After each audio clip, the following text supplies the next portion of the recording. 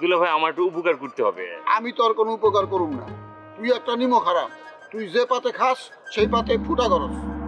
না দুলা ভাই, আপনি তো পুরনো কথা বলছেন। আমি তো এখন সাধু পুরুষ, আমার মনের ভিতরে কোনো কাদা লাইকো প্লিজ। সত্যি সত্যি কি ভালো হইছস নাকি মুখে মুখে?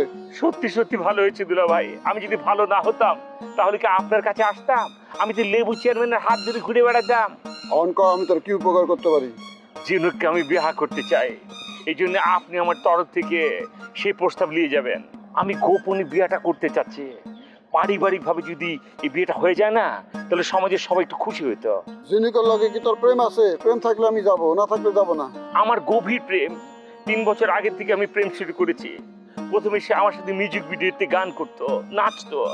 আপনি তো সেটা ভালো করে জানেন দুলা ভাই। আপনি তো একদিন আমাদের অফিসে দুজনকে হাতে নাতে ধরে বলেছিলেন, কি রে তোরা কি শুরু করছিস? ওইটা আপনার মনে নেই দুলা ভাই? হ্যাঁ মনে পড়ছে। তখন তো তুই একজনের লগে প্রেম করস নাই, অনেক মেয়ে তোর চেম্বারে আইতো মিউজিক ভিডিও করার লেগে, অভিনয় করার লেগে। তুই তো অনেকের লগে প্রেম করছস, আমার আন্তাস। আমি স্বীকার করছি, আসলে ঝিনুকের সাথে সত্যিকার অর্থে আমার একটা প্রেম ছিল। প্রেম ভাঙলো কেমনে? রোমিও আমার সর্বনাশ করেছে। ঝিনুককে ঢাকায় নিয়ে যে লাইকা বানিয়েছে, সেখানে আপনার মামাতো ভাইয়ের আশিফ আছে না, ওর সাথে অভিনয় করেছে ঝিনুক। অভিনয়টা ছিল প্রেমের অভিনয়। সে প্রেমের অভিনয় করতে করতে কি বলবো, ঝিনুক একটু উইক হয়ে গেছে। এখন ঝিনুক এক প্রকার ফাইসে গেছে, ভালোবাসে। কিন্তু আমি জানি আশিফ জীবন ওকে বিয়ে করবে না। আসিফ শিল্পপতির ছেলে, সে কেন একটা গ্রামের মেরে বিয়ে করবে? জিনুক এটা বুঝতে পারে না যে সে কত বড় ফান্দে পড়ছে।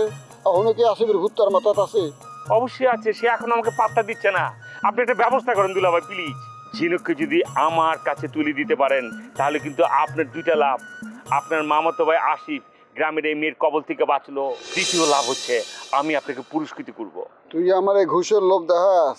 আমি হন সেই রমজান নাই রে। আমি হন ঘুষ খাই না, আমি হন মানুষের উপকার করি বিনা লাভে, বুঝছস? আপনি আমার মতো হয়ে গেছেন দুলাভাই।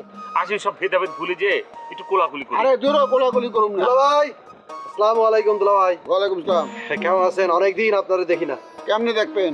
ঢাকায় কাজে ব্যস্ত থাকি, গ্রামে আসার সময় হয় না, দেখা হয় না। ঢাকায় আপনি কি কাজ করেন দুলাভাই?